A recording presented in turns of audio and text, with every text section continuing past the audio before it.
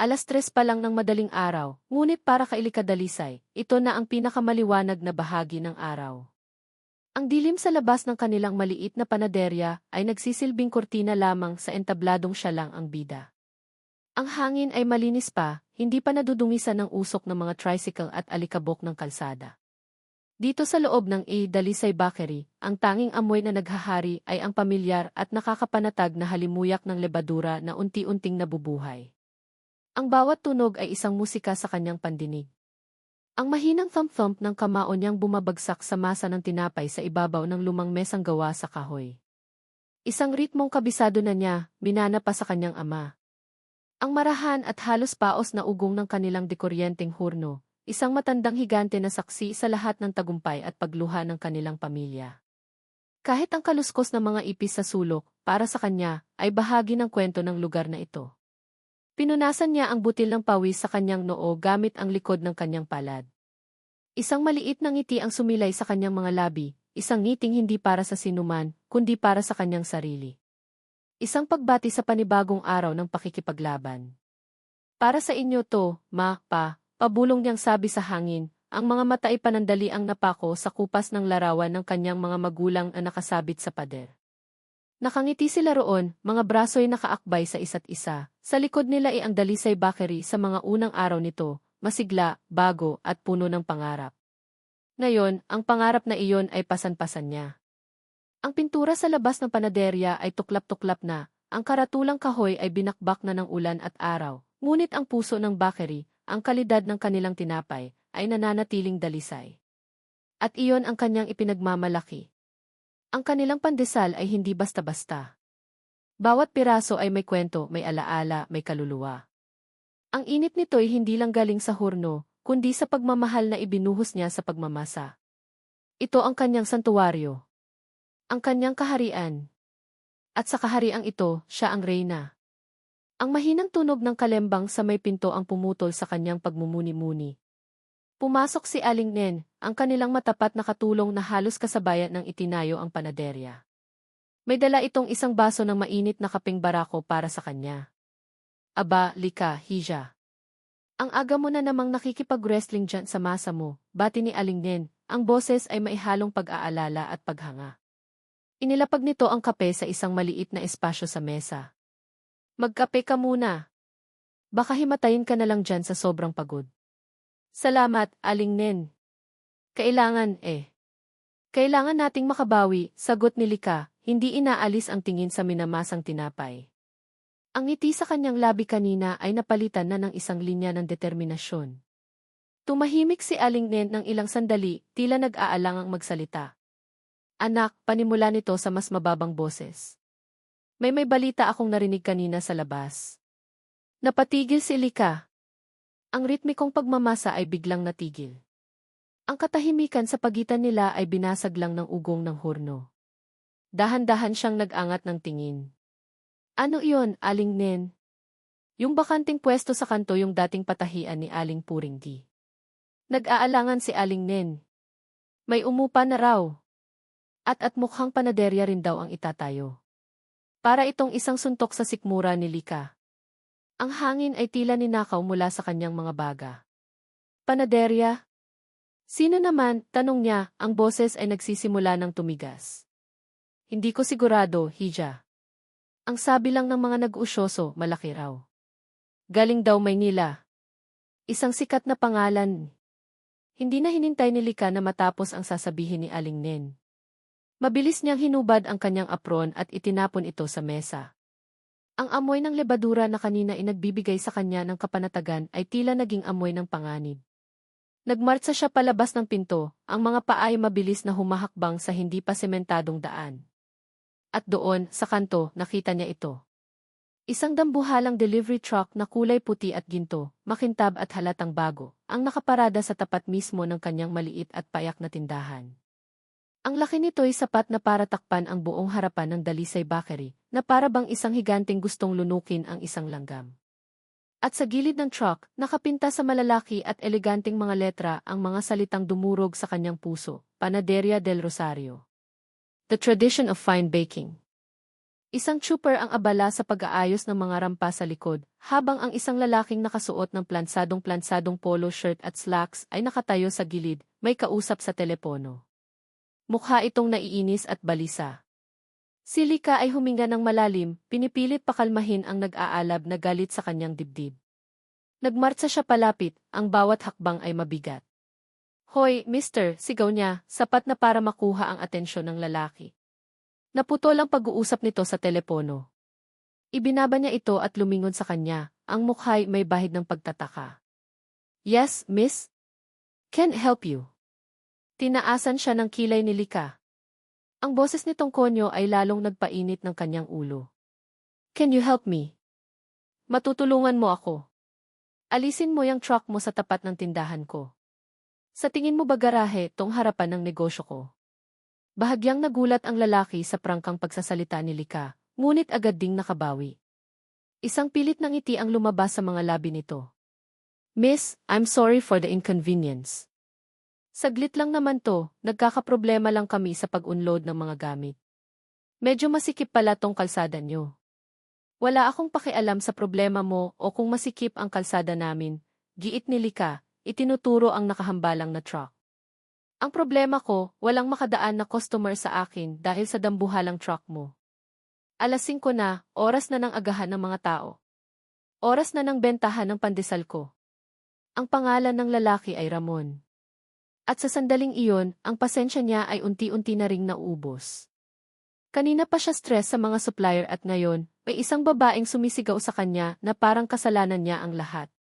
Miss, nakikiusap ako. Konting pasensya lang. Kung pwede sana, huwag kang sumigaw. At sino ka para utusan akong huwag sumigaw? Teritoryo ko to. Teritoryo mo. Isang mapanuyang tawa ang kumawala kay Ramon. Binili mo na ba ang kalsada? For your information, dito ang pwesto ng bago naming branch. So technically, teritoryo ko na rin to. Mas lalong nag-apoy ang galit ni Lika. Siya pala. Siya pala ang kalaban. Siya pala ang may-ari ng Panaderia del Rosario. Tiningnan niya ito mula ulo hanggang paa, ang makintab na sapatos, ang mamahaling relos, ang ayos na tila hindi pa napuputikan kailanman. Isang T-rich kid mula sa Maynila na akala mo'y kayang bilhin ang lahat. Talaga lang, ha? Akala mo dahil sikat ang pangalan nyo, kaya nyo nang tapak-tapakan kaming mga maliliit dito. Handa na si Lika sa isa pang pasabog na salita. Ngunit habang naghahanda siyang bumanat, napako ang kanyang tingin sa mga mata nito. Sa isang iglap, tila huminto ang mundo. Ang sikat ng umaga ay tumama sa mukha ni Ramon. At sa unang pagkakataon, hindi ang yabang nito ang nakita ni Lika. Nakita niya ang pagod sa mga mata nito, mga matang maitim at malalim, na tila may pasan-pasang bigat. Napansin niya ang isang maliit na pilat sa gilid ng kilay nito. Ang paraan kung paano kumunot ang noo nito sa inis, at ang hibla ng buhok na naligaw sa kanyang noo. Biglang nawala ang ingay ng mga tricycle. Ang sigawan ng mga nagtitinda sa malayo. Ang tanging naririnig na lang ni Lika ay ang malakas at hindi maintindihang kabog sa loob ng kanyang dibdib. Isang kabog na nakakabingi. Nakakagulo. Ano to? Tanong ng isang bahagi ng kanyang isip. Bakit? Nawala ang mga salitang sasabihin niya. Ang galit na kanina ay nag-aalab ay biglang napalitan ng isang kakaibang pagkalito. Nakatitig lang siya, ang bibig ay bahagyang nakaawang, ang isip ay blanko. Napansin ni Ramon ang biglang pagtahimik at pagkatulala ni Lika. Isang maliit at halos hindi mahahalata na ngisi ang sumilay sa kanyang labi. Nakita niya ang butas sa armor ng palaban na babae. Samantala, matagumpay nang naialis ng trooper ang truck mula sa pagkakaharang. Inayos ni Ramon ang kanyang damit, tila nagwagi sa isang laban. Naglakad siya papalapit kay Lika, na nananatiling nakatayo roon, tila isang estatwa. Huminto siya sa tapat nito, ang distansya nila ay sapat lang para maramdaman ni Lika ang init na nagmumula sa katawan nito. Well, sabi ni Ramon sa isang boses na may halong hamon at kaunting pang-aasar. Good luck to us, I guess. Huminga siya ng malalim at bago tumalikod, dahan-dahan siyang nagsalita, sapat lang para silang dalawa ang makarinig. Let the best baker win. At pagkatapos, kumindat ito. Isang mabilis, nakakalokong kindat. Para itong isang kislap ng kuryenteng gumapang sa buong katawan ni Lika. Bumalik siya sa realidad na tila binuhusan ng malamig na tubig. Ang galit, ang inis, at ang nakakalitong kaba ay nagsama-sama sa isang malaking buhawi sa loob niya.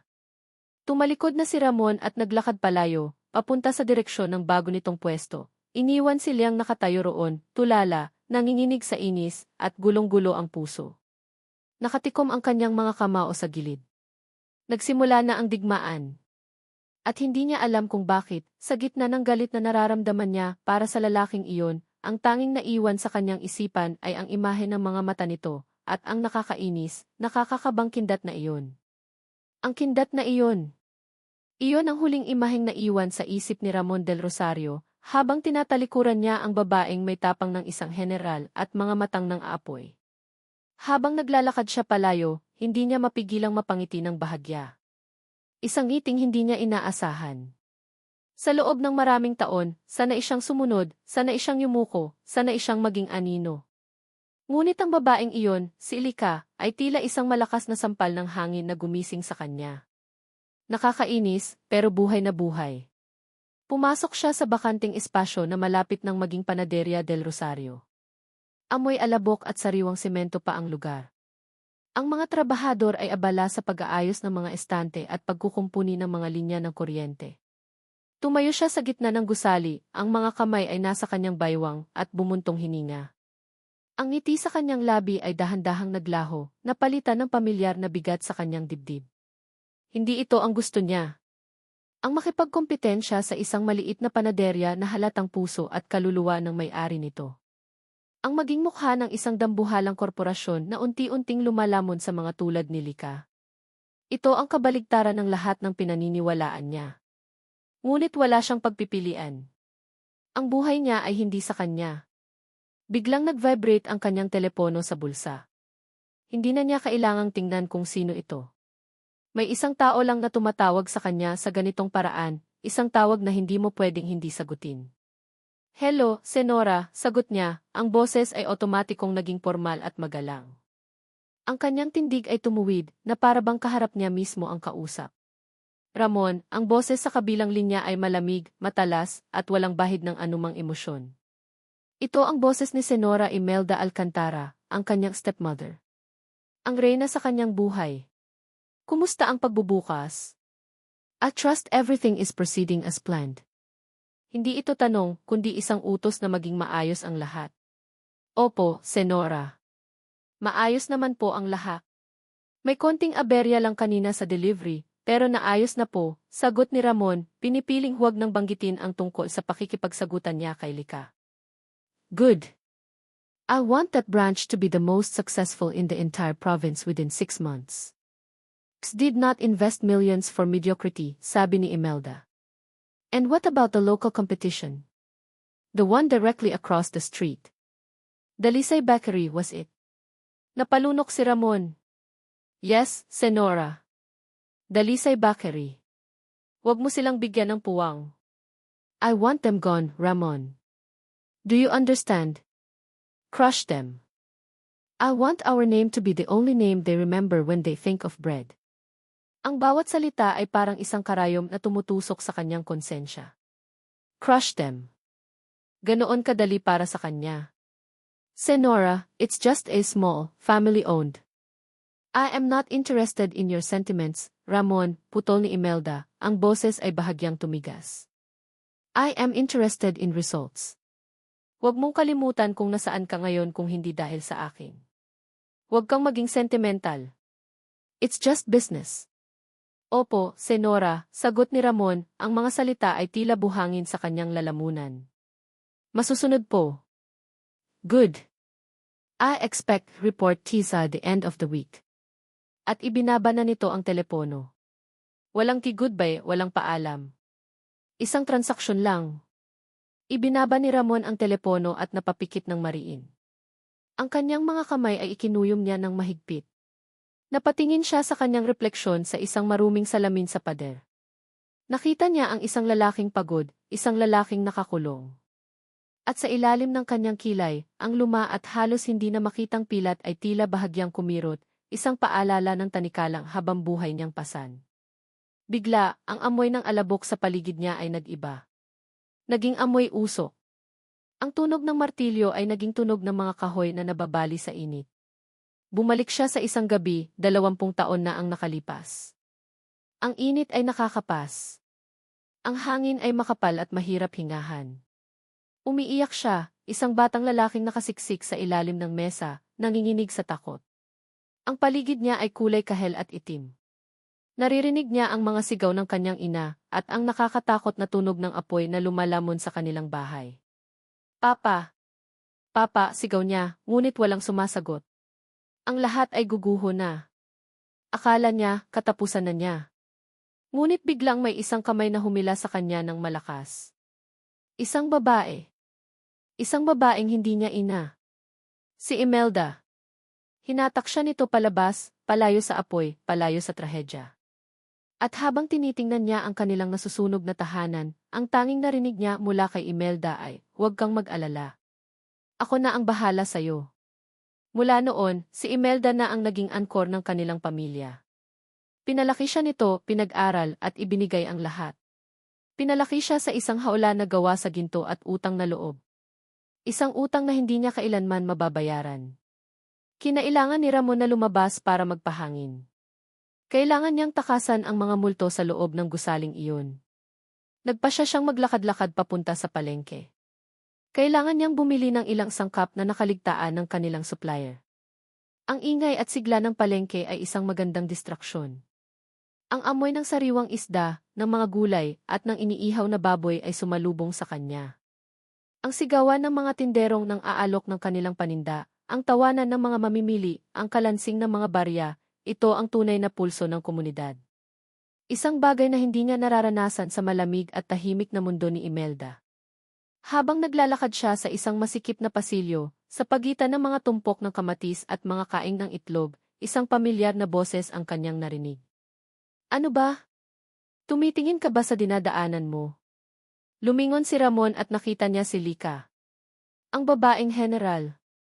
Ngunit ngayon, mukha itong natataranta. Isang batang lalaki ang kakatakbo lang palagpas sa kanya, at nabunggo nito ang bayong na dala-dala ni Lika.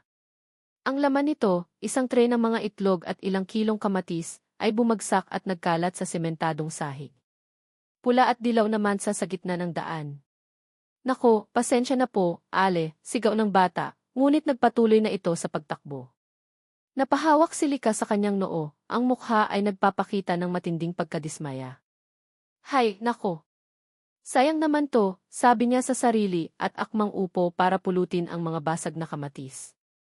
Walang pag-aalinlangan, lumapit si Ramon. "Miss," sabi niya sa malumanay na boses. Nag-angat ng tingin si Lika, at ang pagkadismaya sa kanyang mukha ay napalitan ng pagkagulat, na agad na sundan ng pagsususpetsa. "Ikaw na naman?" "Hayaan mo na akong tumulong," sabi ni Ramon, hindi na hinintay ang kanyang sagot. Lumuhod siya at sinimulang pulutin ang mga nabasag na kamatis at itlog, inilalagay ang mga ito sa gilid para walang makatapak.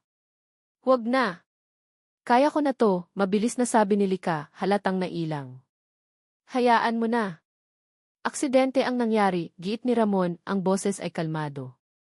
Habang sabay silang nakaluhod doon, sa gitna ng magulong palengke, napansin niya ang mga kalyo sa kamay ni Lika, mga kamay ng isang taong tunay na nagtatrabaho.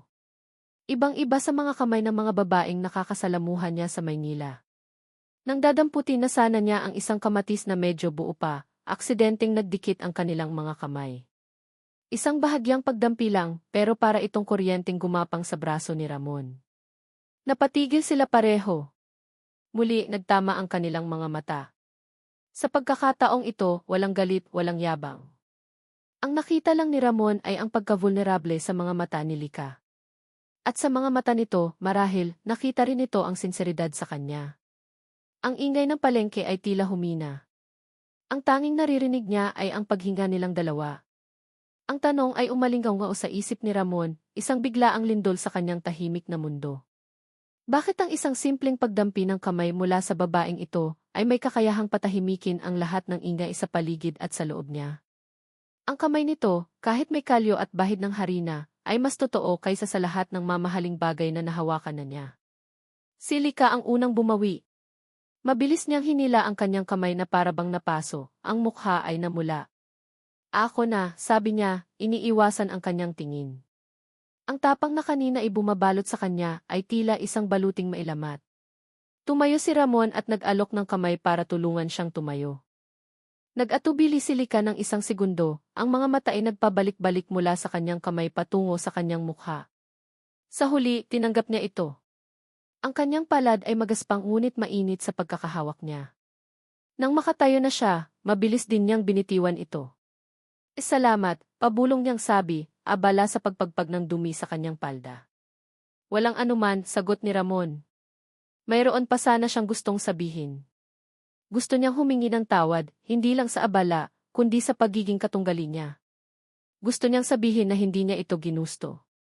Ngunit bago pa man makahanap ng mga salita ang kanyang dila, isang pamilyar at kinatatakutang tunog ang pumunit sa kanilang sandali. Yi-er-er-si-situ. Yi-er-er-si-situ. Ang pag-vibrate ng kanyang telepono ay parang isang alarmang gumising sa kanya mula sa isang magandang panaginip. Kinuha niya ito mula sa kanyang bulsa. Sa screen, sumisigaw ang pangalan, Senora Imelda. Kung nakita lang ni Lika ang pagbabago sa mukha ni Ramon, para itong araw na biglang tinakpan ng ulap. Ang bahagyang ngiti ay naglaho. Ang init sa kanyang mga mata ay napalitan ng malamig na pag-iingat. Ang kanyang mga balikat ay biglang nanigas. Ang lalaking kanina ikasama niyang nakaluhod sa sahig ng palengke ay biglang naging ibang tao. Sumagot siya, ang boses ay nasa tono na kabisado niya, ang tono ng isang sundalong sumasaludo sa kanyang general. Yes, Senora. Nakatayo lang si Lika sa gilid, tahimik na nagmamasid. Hindi niya marinig ang nasa kabilang linya, ngunit sapat na ang nakikita niya para malaman na ang kausap nito ay may malaking kapangyarihan sa kanya. Nakita niya kung paano napalunok si Ramon, kung paano tumango ito kahit hindi naman nakikita ng kausap. Opo. Naiintindihan ko po. Hindi ko po nakalimutan, sabi ni Ramon, ang bawat salita ay may bigat. Opo, Senora. Masusunod po.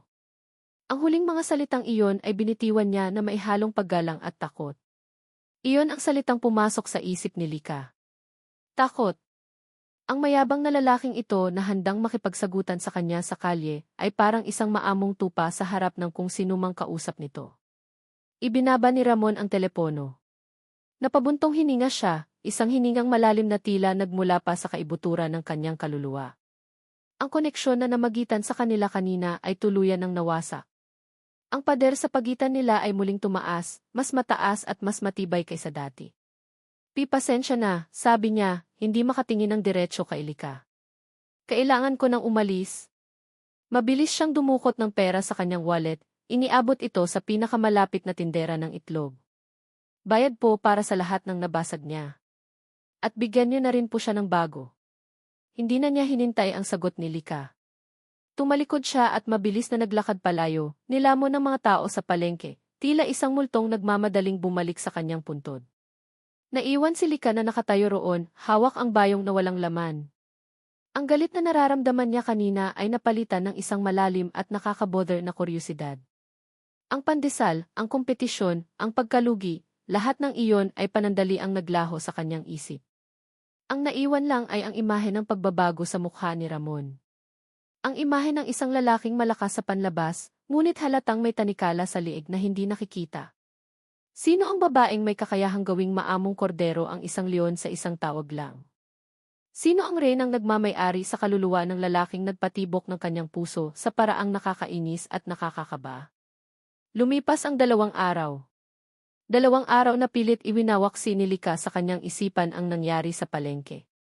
Ngunit tulad ng isang amag sa tinapay, pilit itong bumabalik, kumakapit at hindi maalis. Ang imahe ni Ramon na nakaluhod, ang pagdampi ng kanilang mga kamay, at higit sa lahat, ang biglaang pagbabago sa mukha nito nang tumunog ang telepono, lahat ng iyon ay umuukit sa kanyang alaala. Sinubukan niyang ibaling ang kanyang atensyon sa trabaho. Mas maaga siyang gumising, mas dinamihan niya ang minamasang tinapay, mas pinainit niya ang horno. Ngunit habang abala ang kanyang mga kamay, ang kanyang isip ay ligaw. Sino ang Senora? Bakit ganoon na lang ang takot sa mga mata ng isang lalaking tila kayang harapin ang lahat? Hiza, may naghahanap sa'yo, sabi ni Aling Nen na pumasok mula sa harap ng tindahan. Sino raw, tanong ni Lika, hindi inaalis ang tingin sa mga pandesal na inaayos niya sa tray. Kung customer yan, pakisabi sandali na lang. Kung taga-munisipyo, sabihin mo bayad na kami sa lahat. Hindi, Hija. Taga-barangay daw. Mga tanod. May sulat daw na pinapaabot si Kapitan. Napatigil si Lika. Ang kanyang puso ay biglang kumabog. Barangay? Anong kasalanan na naman ang nagawa niya? Mabilis niyang pinunasan ang kanyang mga kamay sa apron at lumabas para harapin ang mga ito. Dalawang tanod na nakauniporme ang naghihintay, seryoso ang mga mukha. Lika Dalisay, tanong ng isa. Ako nga po. Bakit po? Pinapatawag po kayo ni Kapitan Teban sa barangay hall. Ngayon din daw po, sabi ng tanod, sabay abot ng isang opisyal na sulat na nakatupi sa isang brown envelope. Kinakabahan man, tinanggap ito ni Lika. Tungkol saan daw po? Nagkibit balikat lang ang tanod. Hindi po sinabi, basta importante raw po. Tungkol daw sa nalalapit na pistang panadero. Pistang panadero. Ang taunang selebrasyon ng kanilang barangay bilang pagkilala sa mga panadero na nagbibigay buhay sa kanilang komunidad. Dati, ito ang paboritong okasyon ni Lika. Ngayon, parang masama ang kutob niya. Pagdating niya sa barangay hall, ang amoy ng lumang papel at floor wax ay sumalubong sa kanya. Nakaupo sa kanyang malaking mesa si Kapitan Teban, isang malapad na lalaking laging nakangiti. Ngunit ang ikinagulat ni Lika ay ang taong nakaupo sa silyang kaharap nito. Si Ramon del Rosario. Nakatayo ito nang makita siya, isang magalang na kilos na lalong ikinainis niya. Nagtama ang kanilang mga mata. Nakita ni Lika ang pag-aalangan sa mukha nito, na para bang alam na nito kung bakit sila parehong ipinatawag. Aba, Lika, Hija. Mabutit nakarating ka kaagad. At ikaw rin, Ramon, iho. Halikayo, maupo kayo, masayang bati ni Kapitan Teban, tila walang kamalay-malay sa kuryenteng namamagitan sa dalawa. Kapitan, ano po bang meron? Tanong ni Lika, pinipiling huwag umupo. Gusto niyang manatiling nakatayo, handa sa anumang laban. Ganito kasi yan, simula ng kapitan, ipinagsalikop ang kanyang mga kamay sa ibabaw ng mesa. Gaya ng alam ninyo, malapit na ang ating pistang panadero. At taon-taon, mayroon tayong grand finale, di ba? Ngayon, may naisip akong bago. Mas malaki. Mas masaya. Pinanood lang ni Lika ang kapitan, ang kanyang mga braso ay nakakrus sa kanyang dibdib. Hindi maganda ang pakiramdam niya rito. Naisip ko, patuloy ng kapitan, ang mga mata ay nagpapalipat-lipat kina Lika at Ramon, na ngayong mayroon na tayong dalawang pinakamagagaling na panaderya sa barangay mapagmahal, ang Dalisay Bakery at ang Panaderya del Rosario. Bakit hindi natin sila pagsamahin para sa isang malaking proyekto? Nanlaki ang mga mata ni Lika. Pagsamahin? Ano pong ibig ninyong sabihin? Magkakaroon tayo ng isang dambuhalang tinapay budol fight para sa buong komunidad. At kayong dalawa, sabi ni Kapitan Teban, sabay turo sa kanila ang mamumuno. Ang tradisyon ng Dalisay at ang modernong galing ng Del Rosario. Magtutulungan kayo para gumawa ng pinakamasarap na mga tinapay para sa ating pista. Hindi ba't napakagandang ideya? Natahimik si Lika. Para siyang binuhusan ng isang drum ng malamig na tubig. Siya. Makikipagtulungan sa lalaking ito. Sa kumpanyang gustong pumatay sa negosyo niya. Kapitan, pasensya na po, mariing sabi ni Lika, pero hindi po ako papayag. Ano? Pero bakit, Hija? Ito'y para sa ating komunidad. Dahil magkaiba po kami ng prinsipyo, giit ni Lika, ang tingin ay matalim na ipinukol kay Ramon. Ang Dalisay Bakery ay para sa tradisyon at serbisyo. Ang sa kanila ay para lang sa negosyo. That's not fair, mahinang sabi ni Ramon, sa wakas ay nagsalita. I respect your traditions. Talaga? Ang pagtatayo ng isang malaking branch sa tapat mismo ng isang maliit na tindahan na 20 taon nang nagsisilbi sa lugar na to, respeto ba ang tawag doon? Wala akong personal na kinalaman doon. It was corporate decision. Ayan na naman tayo sa corporate decision mo, putol ni Lika.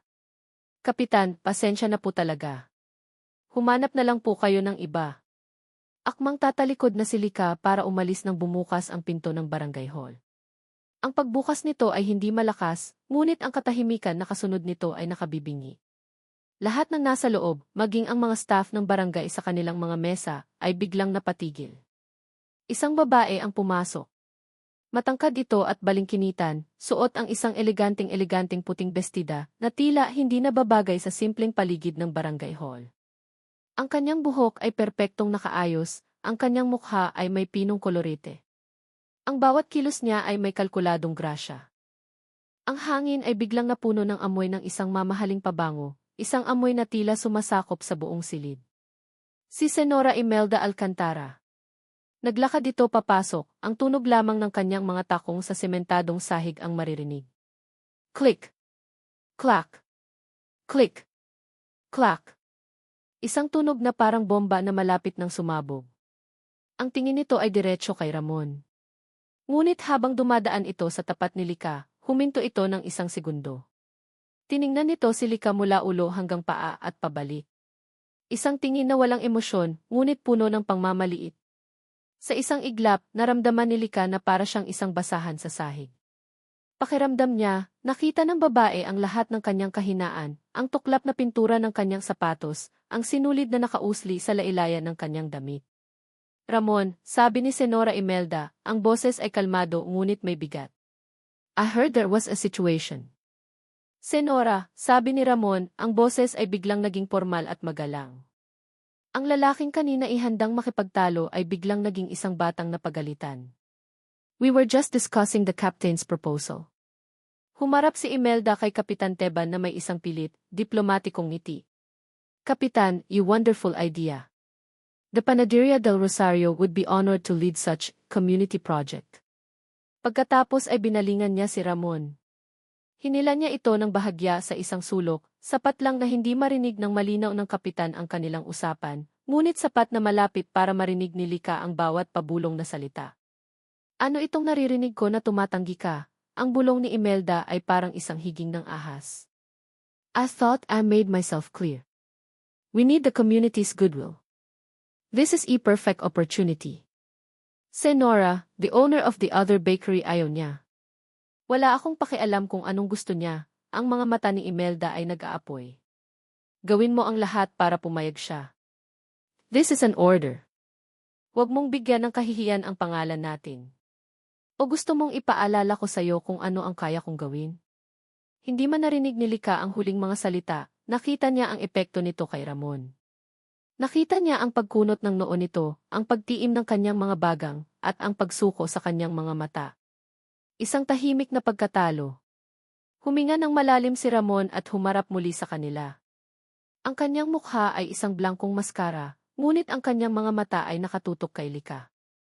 Kapitan, sabi ni Ramon sa isang matatag na boses, tinatanggap namin ang hamon.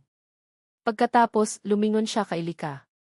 Miss Dalisay, sabi niya, ang boses ay formal, ngunit ang kanyang mga mata ay tila nakikiusap. Para sa komunidad. Please. Pumayag ka na. Naramdaman ni Lika na para siyang na-corner.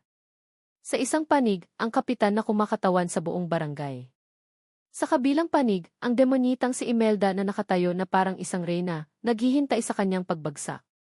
At sa gitna, si Ramon na may mga matang humihingi ng tulong. Ang pride niya ay sumisigaw na huwag.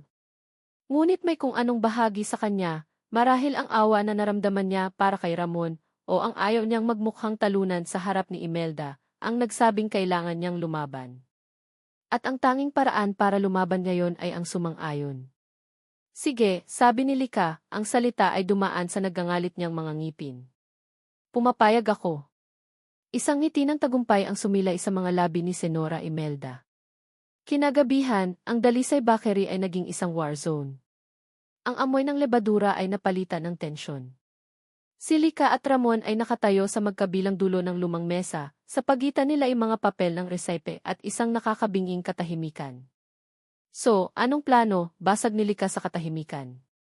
Magsisimula ba tayo sa Spanish bread na puro hangin ang laman, o sa ensaymada niyong lasang margarin?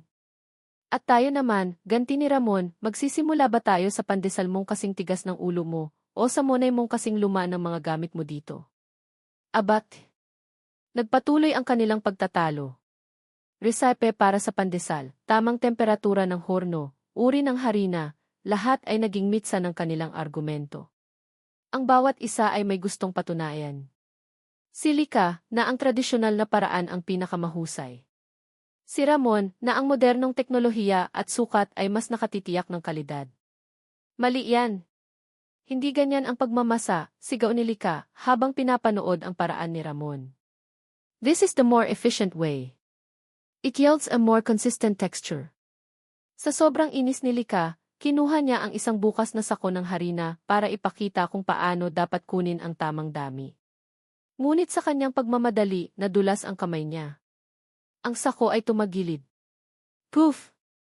Isang makapal at puting ulap ng harina ang sumabog sa pagitan nila, bumalot sa kanilang dalawa na parang isang biglaang winter storm sa loob ng mainit na panaderya. Napaubo silang pareho. At nang humupa ang ulap, ang tanging maririnig ay ang ugong ng horno.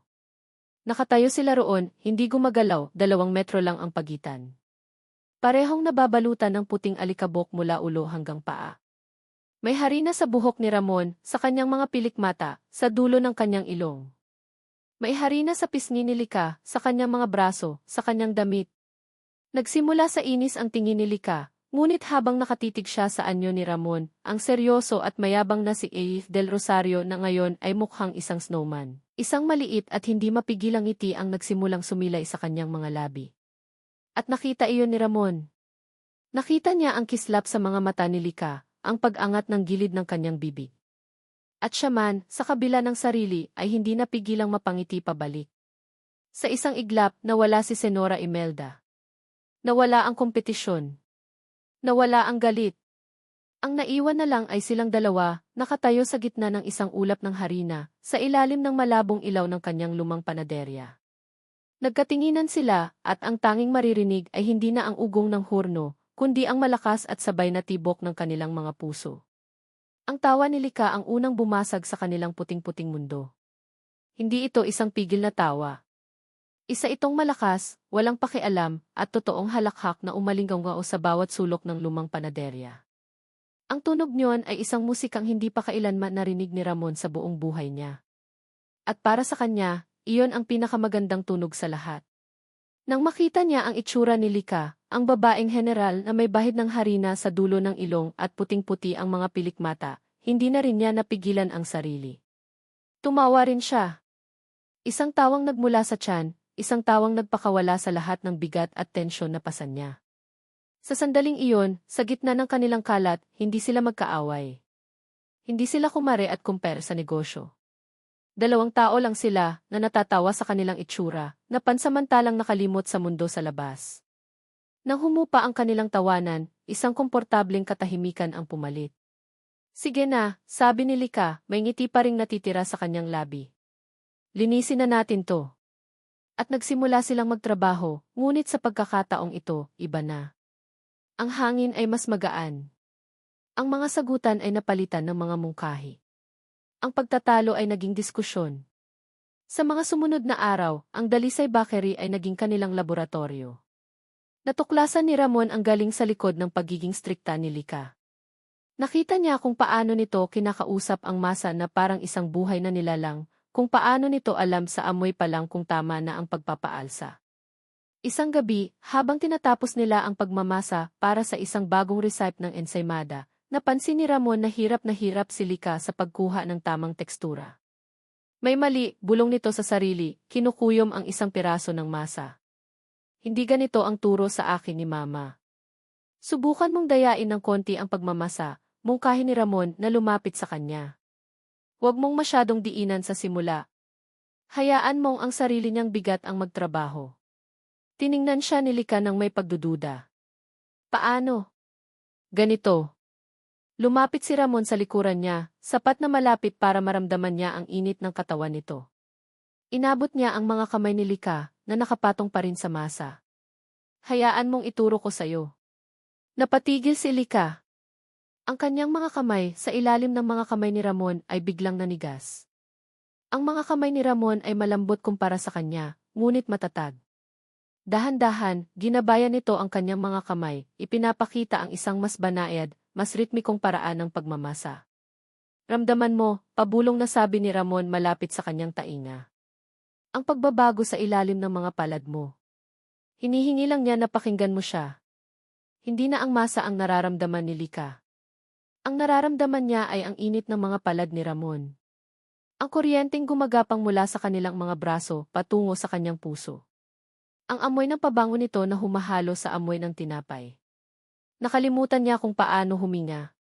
Nang bitawan siya ni Ramon, naiwan siyang nakatulala sa masa. Oh, sabi lang niya. Ganoon pala. Kinagabihan, pagod na pagod silang naupo sa isang maliit na bangko sa labas ng panaderya, may daladalang tig-isang tasang mainit na kape. Ang gabi ay tahimik, ang langit ay puno ng mga bituin. Ang galing mo pala talaga, pag-amin ni Lika, hindi nakatingin kay Ramon. Akala ko, puro ka lang porma. Napangiti si Ramon. Akala ko rin, puro ka lang sigaw. Nagkatawanan sila ng mahina. Para sa kanila kasi to, sabi ni Lika, ang tingin ay nasa malayo, nakatitig sa kupas na karatulang Dalisay Bakery. Ang buong buhay nila, ibinuhos nila dito. Si Papa, siya ang magaling magtantya. Si Mama, siya ang may sikreto sa pagmamasa. Noong nabubuhay pa sila, ang panaderyang to ang pinakamasayang lugar sa buong mundo para sa akin. Amoy pa lang ng pandesal sa umaga, alam kong magiging maganda ang araw ko. Nakikinig lang si Ramon, pinapanood ang lungkot at pagmamahal sa mukha ni Lika habang nagkukwento ito. Ngayon niya naiintindihan. Ang panaderya ay hindi lang isang negosyo para sa kanya. Ito ang huling piraso ng kanyang mga magulang. Ito ang kanyang tahanan. Ikaw, tanong ni Lika, lumingon sa kanya. Bakit ka naging panadero? Natigilan si Ramon. Walang nagtanong sa kanya niyan noon. Ang lahat ay ipinapalagay na lang na ito talaga ang gusto niya. Hindi ko to pangarap, pag-amin niya sa isang mahinang boses, isang katotohanang ayon niya lang sinabi ng malakas. Nagulat siya sa sarili niyang katapatan. Ha, nagtakang tanong ni Lika. Ang totoo, gusto kong maging arkitekto. Gusto kong magdisenyo ng mga bahay. Mga tulay. Mga gusaling may sariling kwento. Napatingin siya sa kanyang mga kamay. Pero may mga bagay na kailangan mong gawin, hindi dahil gusto mo, kundi dahil iyon ang inaasahan sa iyo. May lungkot sa boses ni Ramon na tumagos sa puso ni Lika. Sa unang pagkakataon, nakita niya ang lalaki sa likod ng pangalang Del Rosario. Isang lalaking tulad niya ay may sariling pasanin. Parang laging may kulang, dagdag ni Ramon, halos pabulong. Hindi alam ni Lika ang sasabihin. Sa halip, ginawa niya ang isang bagay na hindi niya inaasahan. Dahan-dahan niyang inilagay ang kanyang kamay sa ibabaw ng kamay ni Ramon na nakapatong sa bangko. Isang simpleng kilos ng pag-unawa. Isang mensaheng walang salita. Nag-angat ng tingin si Ramon, nagulat. Nagtama muli ang kanilang mga mata, at sa pagkakataong ito, walang pader sa